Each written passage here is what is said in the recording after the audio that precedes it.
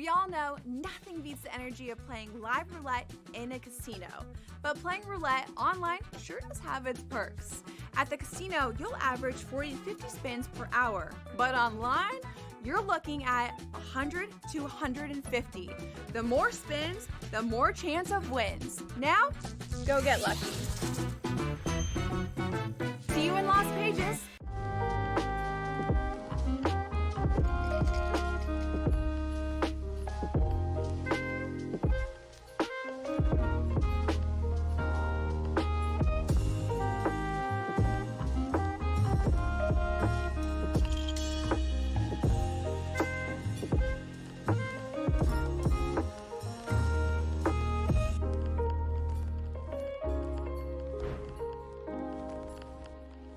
The game is on. The stakes are high. But the action isn't just on the field. He's rearranging that ring. Get it inside! SportsGrid's in-game live. Your ultimate second screen experience. Just a little flyer, couple of 18.5 point live line. Every prop, every play, every day. Anything can happen. It's complete chaos. It's smarter to be on SportsGrid. There is going to be an energy to game time decisions that you will feel night in and night out. We're going to go through every single thing, and I've got a great team behind me that's going to help me get the job done. I want this to be the place that people come to. We are going to hit every single one of those markets that you need to know about. There is not going to be a better place, I promise you, than Game Time Decisions. We will have everything at our disposal, and we will use that to our advantage. I'm Kevin Walsh. Tune into Game Time Decisions from 6 to 8 p.m. Eastern.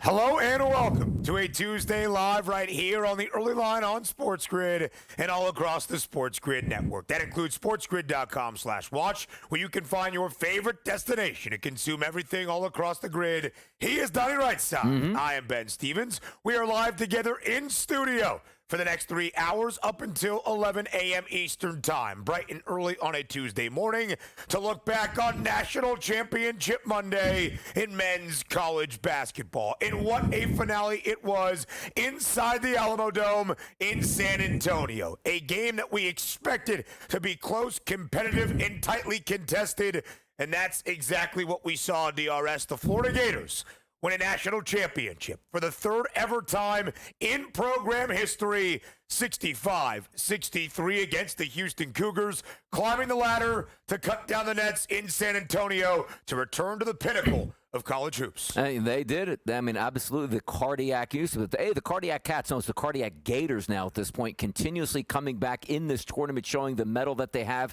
When we talk about handicaps as well, for me, the Florida Gators, I thought we're a really good basketball team. Otherwise, I wouldn't have picked them to get as far as the final. And they actually won the championship. But if you would have told me last night, and I said it, there's no way Walter Clayton Jr. can score like 14 points and the Florida Gators win a national championship. He didn't score in the first half, scores 11 in the second, and that's all he had.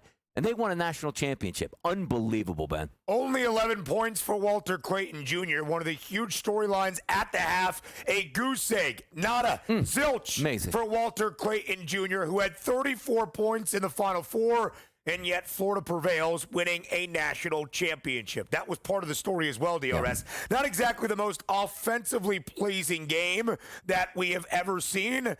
However, Florida still emerges a national champ, winning by 2, 65-63. The Gators do end up covering as a slight point-and-a-half favorite. There were 7 cents of distinction in our closing money line numbers. Minus 113 for the Gators, minus 106 on the other side for the Cougs, and a total of 140 and a hook does stay well under. Of course, DRS, it came down to the final 20 seconds of regulation. Florida had taken its first lead in the second half with about 46 seconds remaining in regulation. And as it came down to those final 20 seconds, 19.7 ticks remaining in regulation, the Cougars having to go the length of the floor.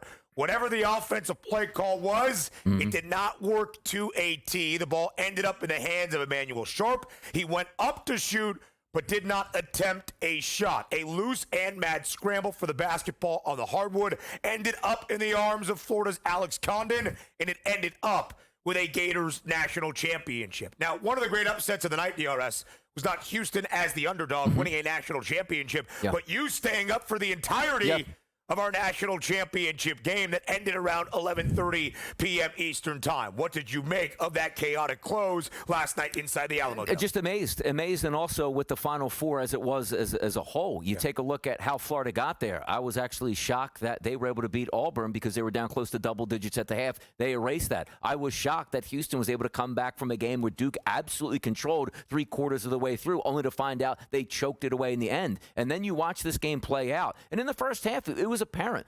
Like, the number one defense in the country is Houston. And they show that, like, boy, every single thing they're doing. Like, you saw Alex Condon, like, look, I'm supposed to pass and dribble, but I don't even know what to do with the basketball. Multiple turnovers at this point, and the refs were not calling fouls. Advantage Houston. And even to the second half, I watched myself going, everything is hard for Florida. Like, they just can't do anything. Walter Clayton can't get his shots up. And it looked like this was going to be a coast-to-coast victory, maybe by 15 points at one point for the Houston Cougars. But then down the stretch, like, superstar players, big-time plays, defensive stops come in, all in an avalanche from the Florida Gators. And I still see that final score 65-63. Yes, I thought the under would come through. Didn't really have a side per se because we thought it was a true coin flip, and it was as it turned out. But when you talk about the right handicaps, Ben, like, Duke was the right handicap against Houston. It didn't work. Like, the Houston Cougars were the right handicap last night. And again, I didn't bet it, but watching that go through, like, I'm amazed they lost that game. Again, credit to the Gators, but my goodness, what happened to Houston? First ever national championship game where one team shoots fewer than 40% from the floor, 25% or worse from beyond the arc, and the opponent shoots worse than 35% from the field and worse than 25% from three-point range. And, Donnie, that was the difference, or at least the supposed difference with this year's Cougars team. Efficient offensively, the most efficient defense in all of college basketball. But from three this year, they entered last night at nearly a 40% clip, the best three-point shooting team in all of college hoops. Last night, it was their undoing. 6 of 25 from beyond the arc. That is 24%. L.J. Cryer made 4 of the 6 threes for the Cougs. The only others, Malik Wilson, a bank in the opening half, and Emmanuel Sharp, who at the end had a couple of costly offensive mistakes. Your heart breaks for him as he keeled over inconsolable as he watched Houston's national championship dream vanquish. But DRS, not just that final possession with fewer than 20 seconds as it ended up in Sharp's hand, and Houston was unable to even get a shot attempt up, but the possession prior, a little bit of offensive chaos for the Cougs as well, ended up with Emmanuel Sharp, who driven the basketball off his leg for a turnover. Florida was -7 in the turnover margin in the opening half. 9 turnovers for the Gators, only 2 for the Cougs. They won that turnover margin in the second half as the Gators finished with only 13 turnovers as a team, so just 4 in those next 20 minutes. That's where the Cougars were caught in a little bit of chaos. They had 7 second-half turnovers. And by the way, the MOP of the game, obviously, you know, and rightfully deserved for Walter Clayton in the Final Four himself. But let's be honest.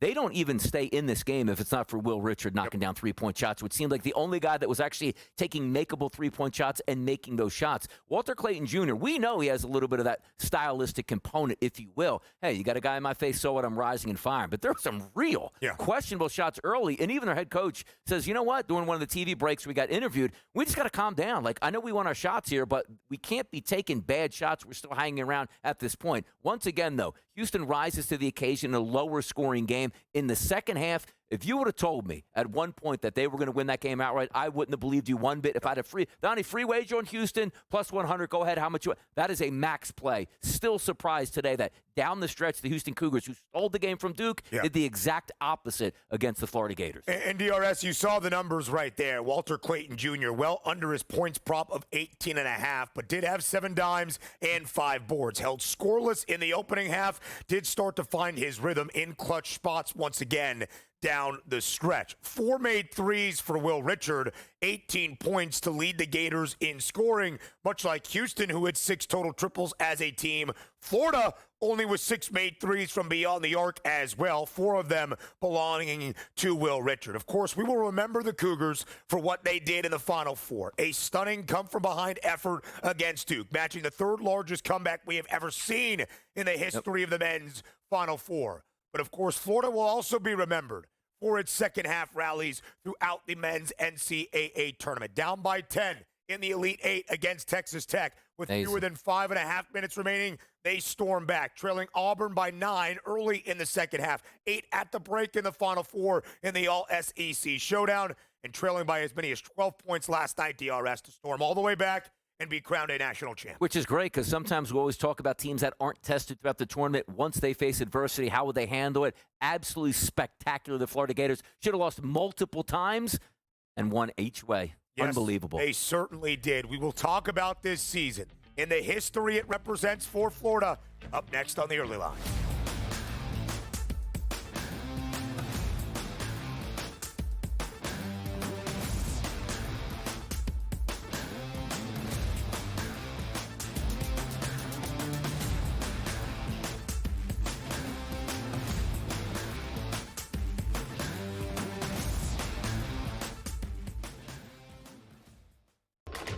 Enter into the magical world of McLuck.com, where even the smallest of spins can win real cash prizes. Adventure into over 1,000 of the best Vegas-style slot games. So what are you waiting for? Unlock your free welcome offer today. Join the fun where winners play and players win. Two guys that can do it all. Too much electricity this morning. This is a good time. We're having a lot of fun. I had to do a triple take. Ka-ching! Why? Because of parity. I didn't mean to offend. Yeah, it's not going to happen. Load management is a dirty word. Let him rip. You know what? Circumstances provide the results. What? How do you do this once? Oh, Donnie, you got such a good show there. A network that is booming. The Early Line, only on SportsGrid. Anyone that's been to a sporting event, the atmosphere before a game, I think Game Time Decisions has that same exact atmosphere. This is our arena. This is what we do. There is going to be an energy to Game Time Decisions that you will feel night in and night out. The excitement you get when you lock your bets in, when you're figuring out what you want to do, we can zone in on the biggest games each night. I want this to be the place that people come to before the games start, so they feel as ready as possible to lock in their cards. We are going to hit every single one of those markets that you need to know about. We're going to go through every single thing, and I've got a great team behind me that's going to help me get the job done. There is not going to be a better place, I promise you, than Game Time Decisions to get that new information, react to it, and be able to then bet accordingly. We will have everything at our disposal, and we will use that to our advantage. I'm Kevin Walsh. Tune into Game Time Decisions from 6 to 8 p.m. Eastern on SportsGrid.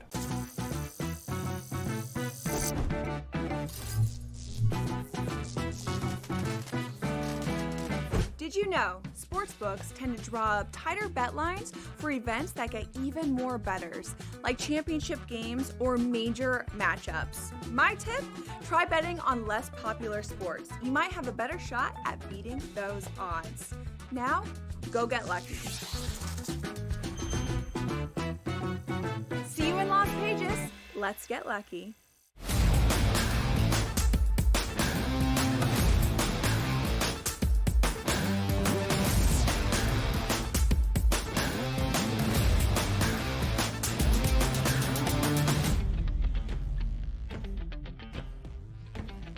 A national championship on a Monday night to continue to recap and react to live right here in person in studio on a Tuesday morning on the Early Line on SportsGrid. The Florida Gators, for the first time since 2007, when they won their second consecutive national championship under Billy Donovan, back atop the sport of college basketball. Florida, a national champ last night in San Antonio with a 65 63 comeback victory in thrilling fashion down to the final seconds of regulation inside the Alamo Dome over Houston. DRS, when we talk about this win for Florida, it was a common theme for the Gators throughout the big dance. They trailed by double digits against the Red Raiders of Texas Tech in the Elite Eight out in San Francisco. They trailed by 9 points with fewer than 3 minutes remaining in regulation in that game against the Red Raiders. They won that game outright to appear in a Final Four. They were trailing by 8 at the break against their conference mates in Auburn on Saturday night. They storm all the way back to win the second half by 14 and keep on dancing to a national championship game.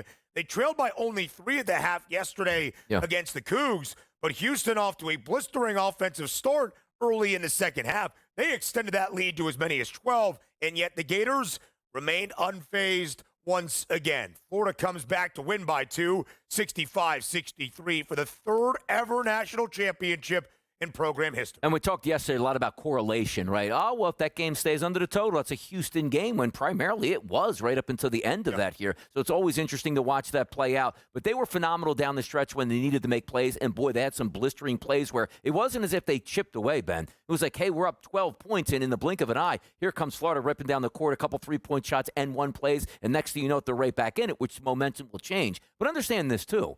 You're looking at a Florida Gators team. This wasn't like, and I know Gonzaga hasn't won a championship. Well, they don't really get tested outside of one team in the WCC. Let's see them hit adversity. This is a team in the Florida Gators that played in the SEC, the toughest conference in basketball. And after that Georgia loss, which was a bad one, they beat A&M, Alabama, Mississippi, Missouri, Alabama, Tennessee to win the SEC championship, the conference tournament. Then they take out the Norfolk State game. Back-to-back champions, UConn. Maryland, a rising thing. Texas Tech, a very good team out of the Big 12, which had them on the ropes. They won. Auburn, a very good team out of the SEC, who had them on the ropes, and they won. And Houston, a very good team that had them on the ropes, and they won. That is just a sign of digging down deep and believing in your team. And understand this, too. Like, I talk so much about Walter Clayton, how good he needed to be yesterday. When your rest of your team can pick you up, as he said in that post-game presser, like, it feels great. Like, I wasn't making my shots. They kept us in it. So when I was able to get my shots off, we were ready to win. Fantastic team effort last night. Absolutely was. Houston was ahead by 3 with about 3.5 minutes remaining in regulation at the under 4-minute media timeout. And Florida still found a way to a win. Only one made field goal for the Cougs in those final 3.5 minutes on an L.J. Cryer tip. And, of course, some great defense by the Gators in those final 2 defensive possessions, forcing Emmanuel Sharp into a turnover. And then, of course, on the final play of the game, not even a shot attempt, up by Houston. 40 games in total this year for Florida, 36 victories. In DRS, the best cover team at the high major level this year in college basketball, entering the big dance, 26-8 against the number, ends up covering in their 2 most important wins of the season. As a 1.5 favorite in the national championship game against Houston, as a slight 2.5-point favorite in the Final Four victory against Auburn. This Florida team, not necessarily on the radar entering the 2024-25 college basketball season. Year number 3 in Gainesville under Todd Golden. Last year, in his second year, led the Gators to the NCAA tournament, but a round of 64 loss to Colorado in a high-scoring game. They reload in the transfer portal. They add a couple of key additions, and they embark on this journey. A 60-1 price on UF to win the national championship before the year got started, tied for the 20th best number nationally around college basketball. But by the time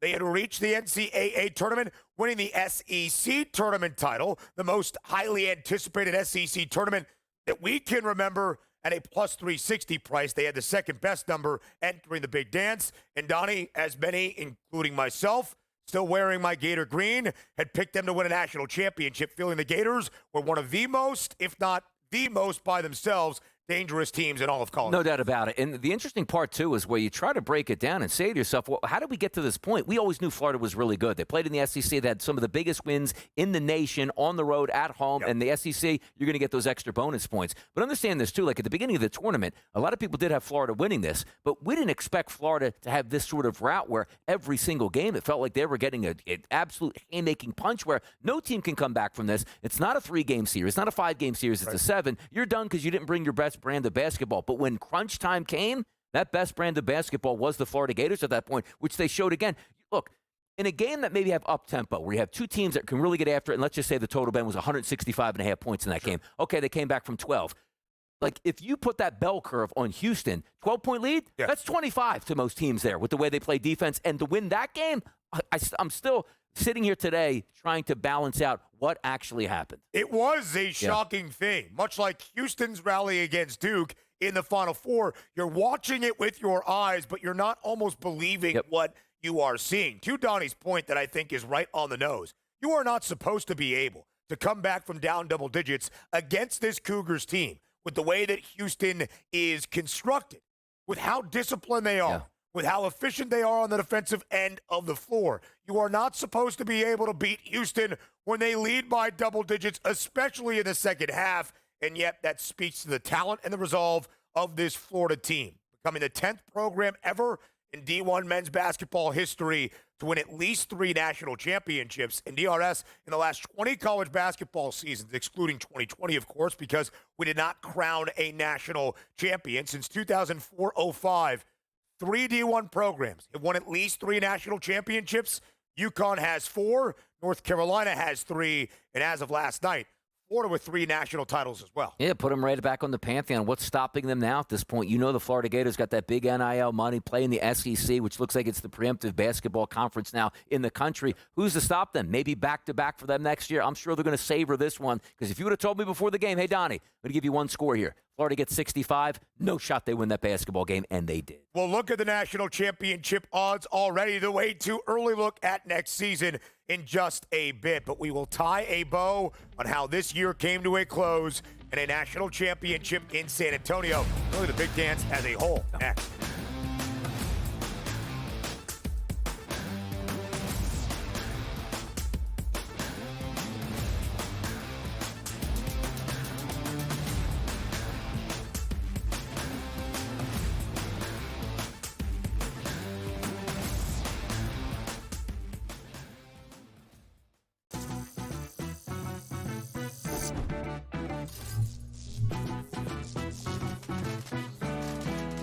Did you know sportsbooks tend to draw up tighter bet lines for events that get even more bettors, like championship games or major matchups? My tip, try betting on less popular sports. You might have a better shot at beating those odds.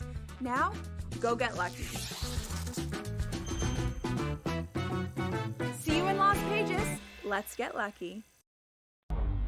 The 2 guys that can do it all. Too much electricity this morning. This is a good time. We're having a lot of fun. I had to do a triple take. Ka-ching! Why? Because of parity. I didn't mean to offend. Yeah, it's not going to happen. Load management is a dirty word. Let him rip. You know what? Circumstances provide the results. What? How do you do this one? Oh, Donnie, you got such a good show there. A network that is booming. The Early Line, only on SportsGrid. They won the game, and a lot of people, I think, are, prematurely writing them off. Like, I heard a lot of people say they're not even making the playoffs this year. What I give them credit for right now, Scott, I'm not going to pencil them to win the division yet. Let's see how they do. What I give the Red Sox credit for, and this sounds like silly, I give them credit for actually trying this year. Pharrell Coast to Coast, only on SportsGrid. Okay, what tools can you use to measure those things a bit? And that's where you have like force plates and 3D motion and launch monitors, things like that. But that's all just sort of like measuring what's happening. That doesn't necessarily explain why one guy's really good and another guy's not really good. And that's where there's still kind of like this ongoing, how do you like continue to do research to understand that better? And I think that's going to last well past my lifetime. The Smiley Show.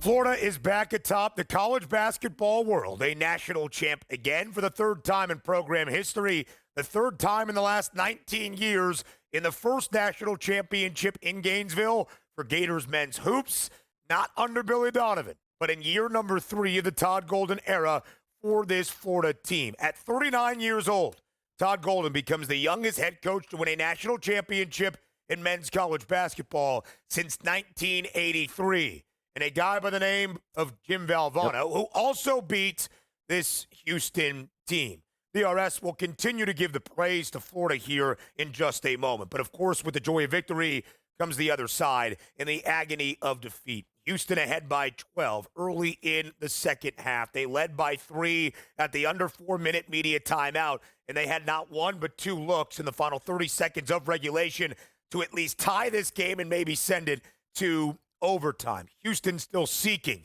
that first national championship in program history, playing in their first national title game last night in more than 4 decades. It's so hard to get to championship games. Like, again, when we take a look at, like, the other sports designed differently, obviously football is a one-off, right? Because same thing with college football. But when you take a look at, like, hockey or, like, men's basketball or Major League Baseball, you say to yourself, and you're like, man, like, okay, the cream is going to rise to the top. 3-game series, 5-game series, 7-game series will be fine. Like, to win like 6, 7 games in a row and also have that grueling conference tournament right before that and then to come out on top. Some teams do breeze through, like, hey, man, won every game by double digits, that's fine. But the fact that you have to continuously come back for the Florida Gators is unbelievable. And it just goes to show you, it's not necessarily the players themselves, which, again, play a big part. That's the reason why they're on the court, but just the program and the principles that are instilled every day where there's no panic in these guys. Yeah. You could, hey, we just didn't have it on a national championship game. What a nice night it was. Oh, well, we took second place here. To be able to come back and dig down relentlessly. And we're not talking about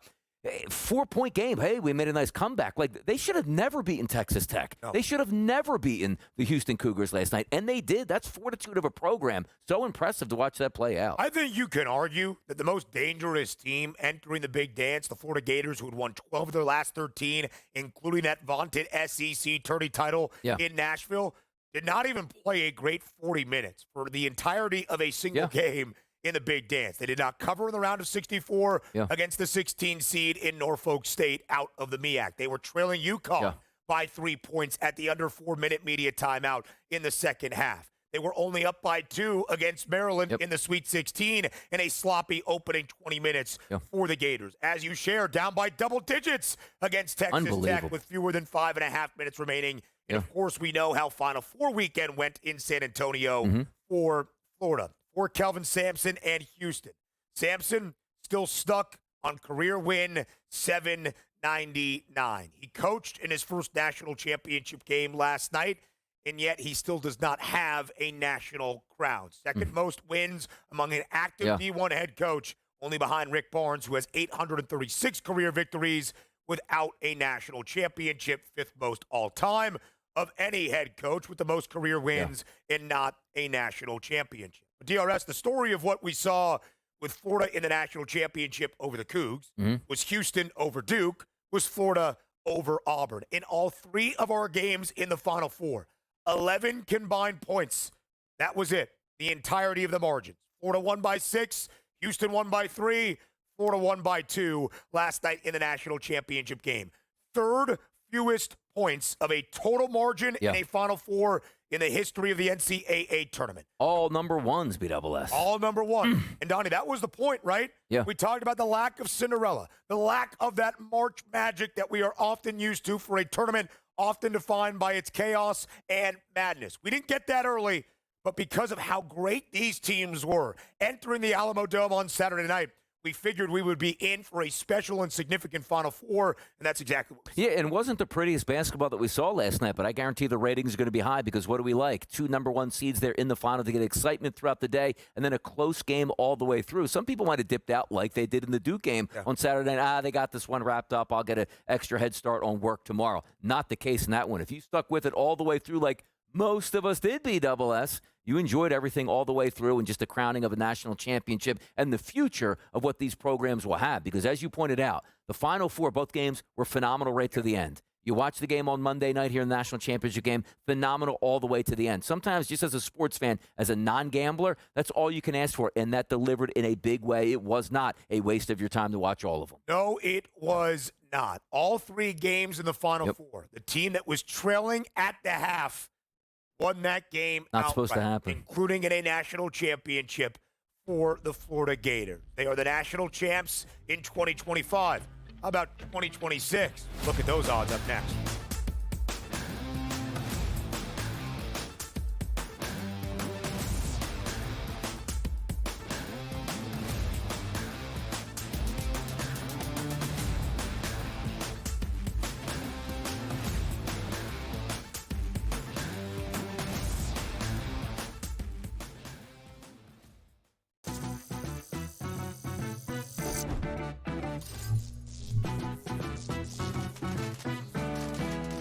Did you know sportsbooks tend to draw up tighter bet lines for events that get even more bettors, like championship games or major matchups? My tip?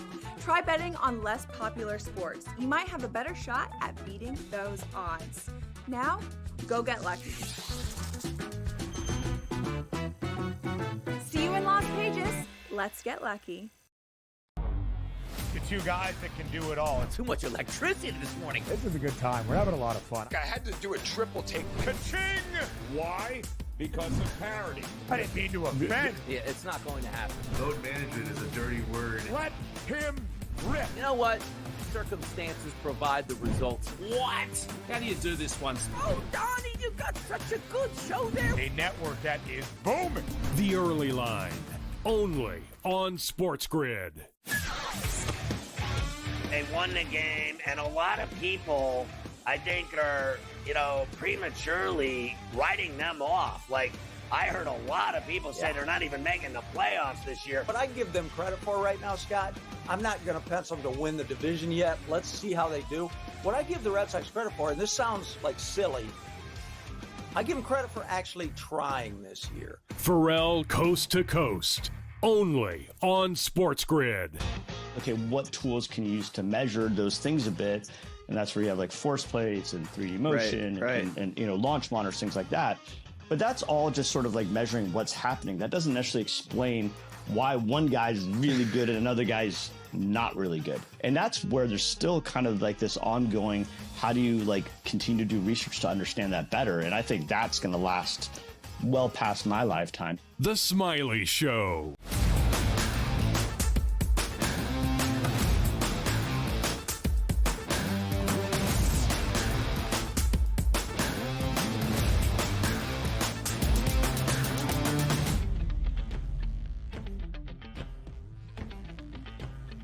It is Tuesday, April 8th, 2025. Last night on National Championship Monday inside the Alamo Dome, Florida back atop the pinnacle of college basketball as a national champion.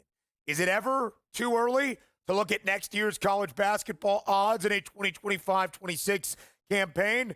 Maybe it's way too early. We do so anyway. Where do the reigning national champs, the Gators, check in next year's national championship prices? Not inside the top 10, DRS. A 25-1 number that is currently the 12th best price on the FanDuel Sportsbook, alongside a host of others, including Texas Tech, Michigan, and Rick Pitino, and St. John. So who is next year's national championship favorite? This year's preseason national championship favorite as well in Duke. A 10-1 number on the Blue Devils. Of course, the team could look very, very different from how it did this year, but plenty more talented freshmen making their way to Durham to start next season as well. Year number 4 under John Shire. Yeah, here's the tough part about it, right? Because you do see a lot of clusters there, 10s to 1, 20 to 1, 25s to 1, because used to be, okay, who are they coming back as seniors? And also on top of that, who's that recruiting class? Yeah. Now that you have, obviously, the transfer portal, we don't know who any of these players will be. Like, look at Kansas, 16-1 price. Hey, they might be really good. I don't know who's staying on that team, who they're going to pay to come in on that team. That's what we don't understand. But it is fun to try to analyze where certain teams would be, and teams that we're used to not seeing up top, like BYU at 16-1, maybe having the best overall player coming into town into their camp for next year. But it is fun because you get a lot of teams, Ben, let's just say 35-1 or less, that if you know, I'm not saying like inside information, like I know exactly who the starting five is going to be next year. You hit it right, man. Price. Same thing we talked about the Florida Gators to open. Mike, if you pick the Florida Gators from jump last year and you're sitting at the tournament at a plus 320 price entering in it, it's one of the best numbers you're going to see. If you have a lot of conviction about any of these teams, maybe you can get in now. Of course, you'd be holding on to a national championship for about a year, as next year college basketball's Final Four in the men's NCAA tournament will be in DRS's favorite city. That is Indianapolis. But, Donnie, these odds are going to change so much in the next few weeks. For these teams that just played in a Final Four this weekend in San Antonio, now they have to deal with the transfer portal. Players exiting, players declaring for the NBA draft, and, of course, those they hope to retain and then bring in through the transfer portal this offseason as well. We do think many of those talented freshmen for the Blue Devils, Cooper Flagg, Con Knipple, Kaman Malawach, are going to go to the NBA draft. Who returns and who is coming? Cameron Boozer, the third best recruit nationally, and yes, the son of Carlos Boozer, who played his college hoops in Durham as well. Might have even been John Shire's teammate under Coach K. But regardless, Cam Boozer makes his way to Duke. As you look at the rest of those national championship prices, Houston will have some experience coming back, a 12-1 number on the Cougs. Louisville and Pat Kelsey in a very successful opening year there for the Cards. Already the best transfer portal class in the country as of this moment. They've been attacking it in Purdue with the man you see on your screen right there. Big Ten Player of the Year in Braden Smith. He is expected to return to West Lafayette, as is Trey Kaufman-Renn, and they add in one of the best bigs in the transfer portal in Oscar Clough from South Dakota State, who averaged 17 points and more than 12 boards per game. Donnie, I'll say this. Based on retention and what I know is returning for the Boilers, I think the number I am most confident in, if I had to bet it right now, would be Purdue at a 14-1 price. That's pretty crazy at that point, too, because you take a look at the SEC. We're not expecting a fall-off from them. Look at the 18-1s coming in. Coach Cal in Arkansas, 18-1 Auburn, 18-1 Connecticut there out of the Big East, 18-1 for Alabama, and then 20-1 sitting there for Kentucky. And then, of course, we just talked about the national champion, the Florida Gators. So much money to go around now. It's going to be interesting to see where some of these kids actually wind up. But as Ben points out, right now you're looking at flyers here. Let me take a couple pieces for a team that I think is going to come back and I know has some NIL money to spend, because you might take a look and say, well, hey, I like Houston, and they lose 3 starters there and they drop back to 36-1. But you might take a look at like Tennessee at 30-1, get a couple key transfers. Now all of a sudden they're 15-1. For sure. It's a fun market. It's almost like the stock market this early because you don't know how it's going to play off. You're just trying to take a really good, educated guess. Yes, you certainly are. Again, Florida last year, outside of the top 20 when it came to their national championship price right before the season began at a 60-1 number. Those teams this year, Iowa, now under Ben McCollum, who, of course, comes over from Drake. Wisconsin, Greg Gard of the Badgers already attacking the transfer portal. Oregon, Texas, and how about the return of Villanova, now under the stewardship of Kevin Willard on the main line, the Wildcats at a 60-1 price. Donnie, there might be a bunch of teams that you see at the top. All right, Duke, Houston, Louisville, okay, they've got the resurgence under Pat Kelsey. We talked about Purdue, last year's national runner-ups. Kansas and BYU? Tied for the 5th best price to win a national championship? You bet your bottom dollar. A very successful debut season in Provo for Kevin Young. And coming to Provo next year, AJ DeBansa, the #1 recruit in the country that comes with a lot of expectation, but a prolific resume before he gets to college ball and a very hefty price tag in terms of NIL. BYU is willing to spend. We'll see if it pays dividends next college basketball. And also, there's 2 things, right? Because kids do want to get paid nowadays in college basketball, and you might go to the highest bidder, but also at the same time, you want to be sold on a pro-style offense, and that's what BYU is giving you at this point. I don't think any kid sitting out there goes, yeah, I'm not going to BYU because of, I can't have, Pepsi on campus or caffeine or anything like that. You see the 3-point shots, and you see that offense has a lot of free-flowing mentality. You love to see that there. But it is interesting where BYU 16-1 right up top at this point. It sounds kind of crazy, but you're right. After that season, BYU was really good, and AJ was in the crowd there in Newark for those games, so he's ready to go right off the bat. Should be fun. Like the brand of basketball they play, I love that. It's almost like the opposite of the Virginias and/or Houston. Right now, they have a lottery pick on the roster. Their point guard this year in Yegor Dimon. He was supposed to be a lottery pick and still slotted by many NBA draft experts and gurus as a lottery pick for the 2025 NBA draft coming your way later this June. But I guess the conversation around Provo is that Yegor Dimon might consider a return to play along AJ DeBansa, which would be something sensational. So keep an eye on BYU at that 12-1 number. And Donnie, you highlighted this as well. Of course, the champions this year in college hoops out of the SEC. The SEC was by far the best league in college basketball. 14 teams into the NCAA tournament, a record amount of bids for a single league. 7 teams into the Sweet 16, the most from a single conference ever to reach the second weekend. 2 into the Final Four, and of course the national champs in Florida last night. And you see a lot of SEC teams hovering around the top 10 there. Arkansas, led by John Calipari. We'll see who returns in Fayetteville. Auburn, an 18-1 price. We'll see who returns on the Plains as well. Alabama, 18-1.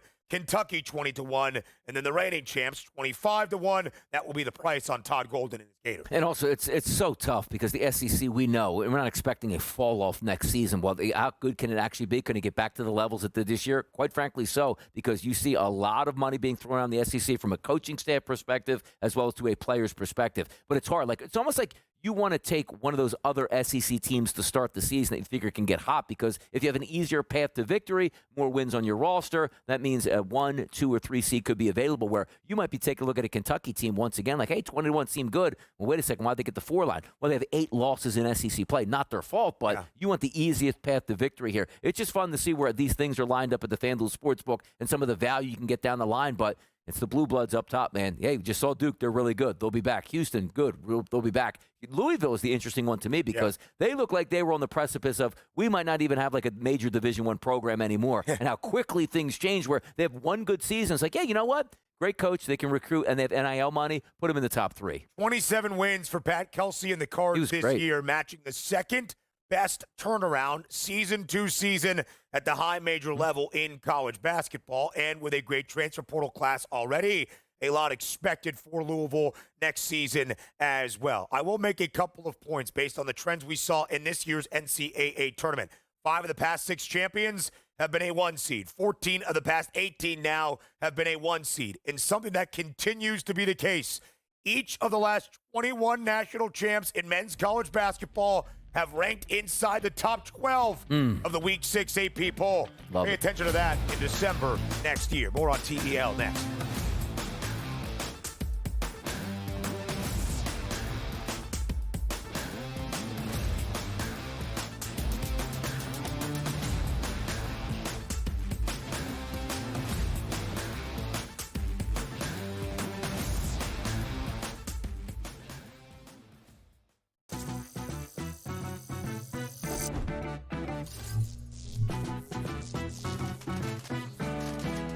Did you know sportsbooks tend to draw up tighter bet lines for events that get even more bettors, like championship games or major matchups? My tip? Try betting on less popular sports. You might have a better shot at beating those odds. Now, go get lucky. See you in Las Vegas. Let's get lucky. The 2 guys that can do it all. Too much electricity this morning. This is a good time. We're having a lot of fun. I had to do a triple take. Ka-ching! Why? Because of parity. I didn't mean to offend. Yeah, it's not going to happen. Load management is a dirty word. Let him rip. You know what? Circumstances provide the results. What? How do you do this one? Oh, Donnie, you got such a good show there. A network that is booming. The Early Line, only on SportsGrid. They won the game, and a lot of people, I think, are, prematurely writing them off. Like, I heard a lot of people say they're not even making the playoffs this year. What I give them credit for right now, Scott, I'm not going to pencil them to win the division yet. Let's see how they do. What I give the Red Sox credit for, and this sounds like silly, I give them credit for actually trying this year. Pharrell Coast to Coast, only on SportsGrid. Okay, what tools can you use to measure those things a bit? And that's where you have like force plates and 3D motion and launch monitors, things like that. But that's all just sort of like measuring what's happening. That doesn't necessarily explain why one guy's really good and another guy's not really good. And that's where there's still kind of like this ongoing, how do you like continue to do research to understand that better? And I think that's going to last well past my lifetime. The Smiley Show.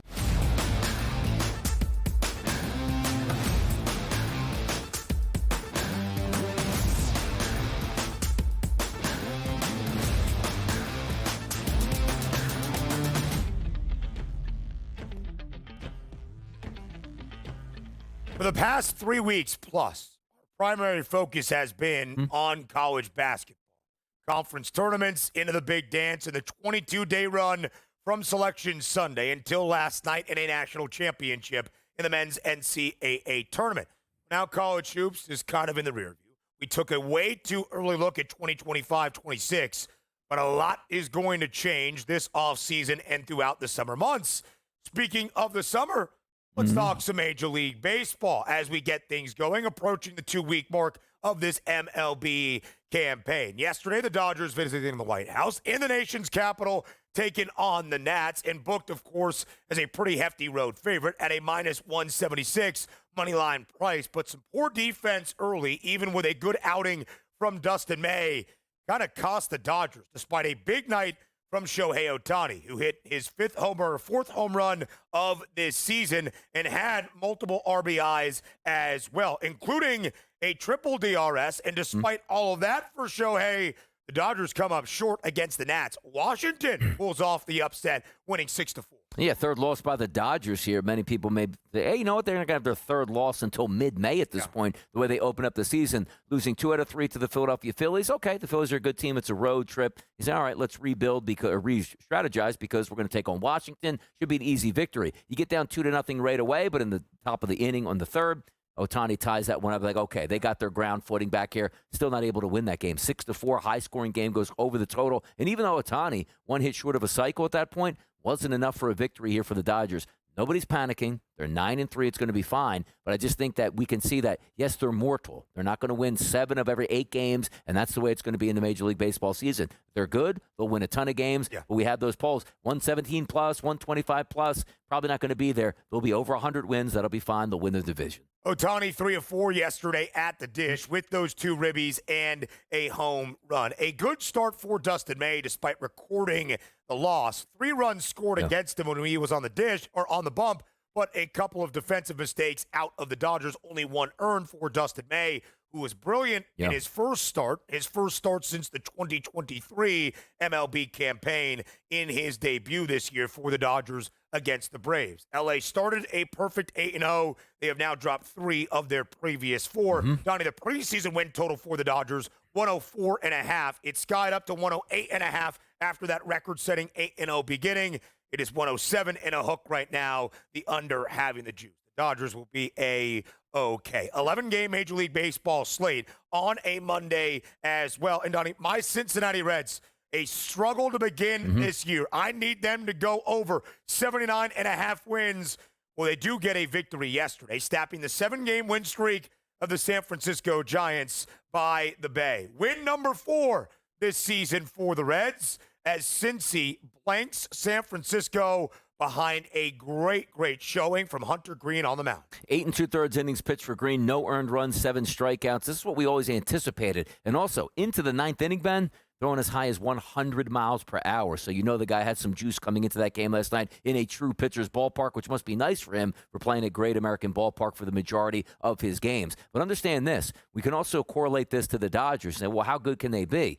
It looks like there's 4 formidable teams out in the West here outside of the Colorado Rockies. And one of those teams that maybe you didn't expect high expectations for just lost their 2nd game of the year at 8-2 because of a great pitching performance by the Cincinnati Reds and Hunter Green. So you sort of take a look and say, well, is it easy wins all the way through in your division? Maybe not so. But just last night alone, this is what typically you get in San Francisco. A little bit of a cooler night. Wind usually blows out the center field as it did last night. Didn't matter. You have a good pitching performance by Green, turns into a spectacular performance, and away you go with the victory. And you're right, the Reds needed that game. Opening game of a 3-game set between these 2 teams. And DRS, they've already played. This is their 2nd series of the season against one another. The Giants did take 2 of the first 3 in that opening set in Cincinnati. By the way, Logan Webb on the other side for the Giants. 7 innings of shutout work, only 4 hits given up, and did strike out 10, and yet he does not get a victory yesterday. Did not record the loss for San Francisco, but that 7-game win streak comes to a close. So who's now atop the National League West?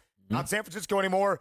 It's not Los Angeles and the Dodgers. The San Diego Padres off to a 9-2 start as well. Make it 5 consecutive wins for the New York Mets. Yesterday, the Mets nearly a $3 favorite against the Miami Marlins, win their 5th straight game. Minus 275 on that money line DRS, and the Mets blanked the Fish at home, winning 2-0 at Citi Field. Yeah, they probably should have had more runs, too, even though it was a really cold night there. Got a great pitching performance by Kodai Senga. 5 innings pitched, 5 hits, no earned runs, and 4 Ks. Sort of got out of a little bit of trouble here and there. But you take a look at the lineup. Lindor was 3 of 4 in that game. Soto was 2 of 3, and Pete Alonso was 2 of 4, and only scored 2 runs all the way through. And by the way, had to tack on that insurance run in the bottom of the 8th inning. Got a pinch hitter, stole second base knock up the middle. So a 2-0 victory here. Good win for the Mets. Nobody's going to say, like, oh, those bats are going to come around. Doesn't doesn't matter. They're 7-3 right now, 4-0 at home. Handle your business. No matter how those wins stack up, they count the same in April as they do in September. Already the second series of the year between these two NL East divisional foes. The Mets have taken 3 of the opening 4 against Miami. Juan Soto delivering that RBI double in the home half of the third. That was the opening run of the game. I guess you could call it the game-winning run as Francisco Lindor crossed home plate. Good outing from Kodai Senga, as you alluded to as well, DRS. The Chicago Cubs, they blanked the Rangers. 7-zip yesterday as well. Not a ton of offense in a couple of spots. These final 3 games, to recap, at least one team put up a goose egg on the scoreboard inside the friendly confines. The Cubbies win 7. 33 degrees at first pitch yesterday with the wind blowing in at double digits. And by the way, the total in this game was 6. How about if somebody told you the Rangers didn't score a single run? Yeah. You said, well, the Cubs ain't getting 6. Well, they get 2-3 max at that point. No, they scored 7 runs on 10 hits yesterday in those cold weather conditions for an easy victory over the Rangers, who again dropped to 8-3. Now the Cubs now sitting at 8-5. Good win, good pitching performance by Steele on the mound, the lefty. Yeah, 7 innings of shutout work, only 3 base knocks against Texas. Did strike out 8 as well. Ian Happ in the leadoff spot for Craig Counsell and those Chicago Cubs. 1 of 5, but still 3 RBIs yesterday for Chicago. The Cubbies at a 7-0 victory, as DRS alluded to, 8-5 to begin this year. Of course, they got swept in that short 2-game set in the Tokyo series against the LA Dodgers, but still atop the National League Central to begin. The only team in the NL Central with a winning record. The only team in the AL Central with a winning record, the Detroit Tigers at 6-4. They beat the Yankees in some day baseball yesterday, 6-2. Some more day baseball at Comerica Park later this afternoon. More on the early line up next.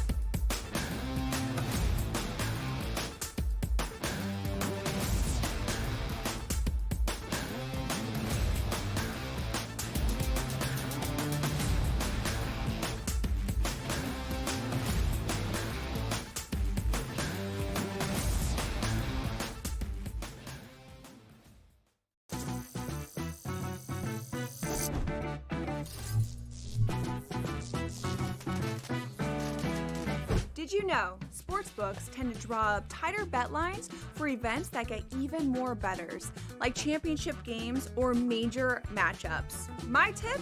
Try betting on less popular sports. You might have a better shot at beating those odds. Now, go get lucky. See you in Las Vegas. Let's get lucky. The 2 guys that can do it all. Too much electricity this morning. This is a good time. We're having a lot of fun. I had to do a triple take. Ka-ching! Why? Because of parity. I didn't mean to offend. Yeah, it's not going to happen. Load management is a dirty word. Let him rip. You know what? Circumstances provide the results. What? How do you do this once? Oh, Donnie, you got such a good show there. A network that is booming. The early line, only on SportsGrid.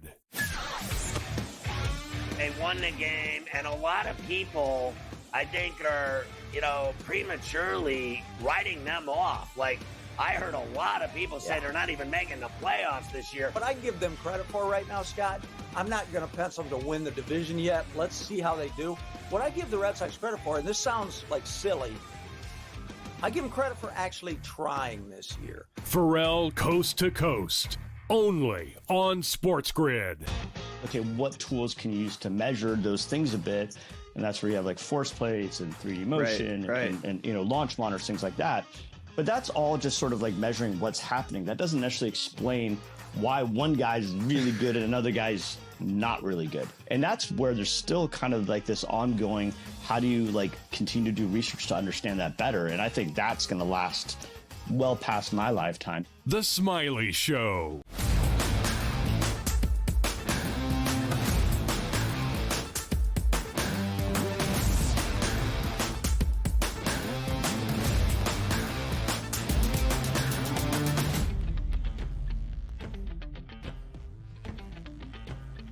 Ending out this opening hour live in person, live in studio here on this Tuesday morning on the early line. Final week of the NBA regular season, much to Donnie's delight. On Sunday, that's it. All 30 clubs will have played all 82 games in a regular season. Finally. So if you are in a playoff hunt, even a play-in tourney hunt, each of these games down the stretch critically important for that postseason positioning, including last night in the Motor City DRS, where the Detroit Pistons at home were a 6-point favorite against the Sacramento Kings. But behind 43 points and 8 made triples from Zach LaVine, the Kings pull off the outright victory in the Motor City, 127-117, despite 35 points from Detroit's Cade Cunningham there for the Pistons. But a big 40-piece from Zach LaVine, and Sacramento gets a huge outright road win. They did. Take a look at that first quarter, 38-37. Also, the interesting part about this, you're like, man, why were the Pistons favored by 6 to 6.5 points here around game time? Simple. It's a back-to-back performance here for the Sacramento Kings, who, by the way, went in and beat the Cleveland Cavaliers. Like, oh, okay, well, we got our one game here on the back-to-back. We'll probably lose to the Pistons and put on a great show at that point. And if you're talking about back-to-backs, typically your leg gives out in the second half. It didn't. 30-23 winner in the fourth quarter for the Kings, enough to give them a 10-point outright victory, which, once again, getting 6.5 points. Yep. Great win for the Kings, jockeying for a position out in the West. You need every possible win you can get. And here's why it's important for Sacramento. They are a play-in tourney team, and they are going to be in the 9-10 game. But now, courtesy of this 3-game win streak for the Kings, they've got a game advantage over the Dallas Mavericks, which would mean Sacramento would host that game in California's capital against Dallas. They need to win it, and then one more against the loser of the 7-8 matchup in the play-in tourney next week, of course, to earn a playoff berth around the Western Conference. Detroit has already clinched its Eastern Conference playoff berth. They will be the 6th seed more than likely. They're a game and a half behind the Milwaukee Bucks right now in those Eastern Conference standings that you see. In fact, DRS, everybody out east has clinched their postseason spot. Just a matter of seeding at this moment. 1 through 6, Cavs, Celtics, Knicks, Pacers, Bucks, Pistons. That's pretty solidified with about 3 or 4 games remaining in this final week. And then the play-in tourney teams, the Magic, the Hawks, the Bulls, and the Heat. We could see some jockeying for position and who hosts those play-in tourney games, but everybody there locked in to a play-in tourney spot. Also important to note on the Detroit Pistons, favored now in 13 of their last 19 games, 7-6 now against the spread since early March. Donnie, they were only favored 22 previous times the opening 3+ months of this NBA campaign. The reason I highlight that, the Pistons are a playoff team, but more than likely in the 3-6 matchup against the New York Knicks, not having home floor advantage, Detroit will be the underdog in most of those games. Oh, certainly will. And also, you're looking at one of those teams that for years and years and years just felt like they were tanking every year. What's going on here? Is it a new coach that we need? Is it new players that we need? So they're finally starting to turn that corner at 43-36. But games like this always start to test us and say, what can they actually give us in the playoffs? Is it too much too soon where,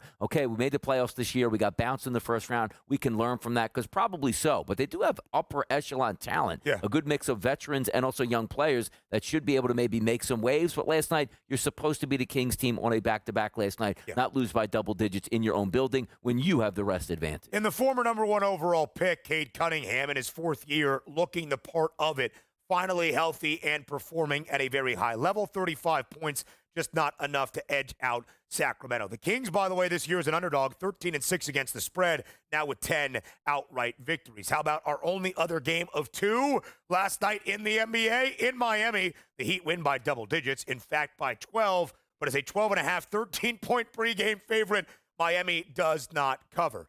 But, Donnie, that's not really the story. The 76ers, the tank is fully on. And if there's a team that knows how to tank, it is Philly. They have now lost 13 in a row. Yeah. I believe it is, with only 3 covers in that 13-game slide. Yeah, and they're not supposed to cover any games here. And by the way, this game was around 13 points before we had, you know, some of the Bam Adebayo news that he wasn't going to play. But understand this, like there's tanking and there's tanking really well. Like the Miami Heat threw out Tyler Hero, Alec Burks, Pelly Larson, Khalil Ware, and Haywood Highsmith, and still were able to beat the Philadelphia 76ers by double digits, which included a 34-22 finish in the fourth quarter, which is probably where you should always be betting against the Sixers. Yeah. They understand as an organization, we still want to play good basketball, but when it's time to what we call winning time, we are not going to turn on the Jets at that point. They didn't last night. The Sixers offensively tanking out. I would be surprised if the Sixers win an extra game. But by the way, they have 2 games as an advantage being worse than the Brooklyn Nets. Yeah. They have a little bit of leeway right now. 12 consecutive losses for Philadelphia. Not exactly 13, although it feels like that. 3 of 25 straight up for Philly since the All-Star break. Hour number 2 up next, live right here on the Early Line.